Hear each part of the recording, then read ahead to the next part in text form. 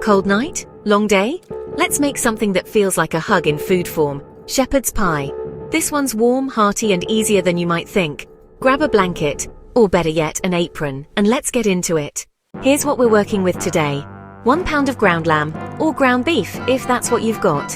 1 onion, chopped, 2 carrots, diced, 2 cloves of garlic, a splash of Worcestershire sauce, tomato paste, frozen peas, fresh or dried thyme and rosemary, and of course mashed potatoes. We'll get to that magic soon. Don't worry, I'll walk you through everything. Start by heating up a little oil in a pan. Toss in your chopped onions and carrots. Let those soften, about 5 to 7 minutes. Now, garlic joins the party. Stir it in and let it get fragrant. You know that smell? That's the start of something good. We're starting with ground lamb because that's classic, but ground beef works too. No judgment, it's all love in this kitchen. Break it up, let it brown. This is where the flavor builds.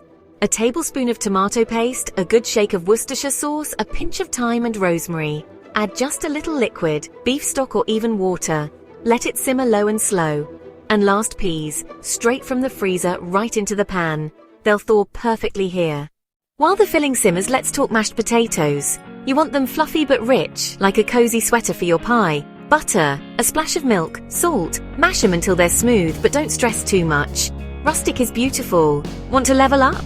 Fold in a little cheddar or roasted garlic, make it yours. Alright, time to bring it all together. Spoon that savory filling into a baking dish, then gently layer mashed potatoes on top. Smooth it over, then rake it with a fork if you want those golden crispy edges. Trust me, they're worth it. Into the oven it goes. 400 degrees for about 25 minutes, or until the top's golden and the edges are bubbling like a hot spring in heaven.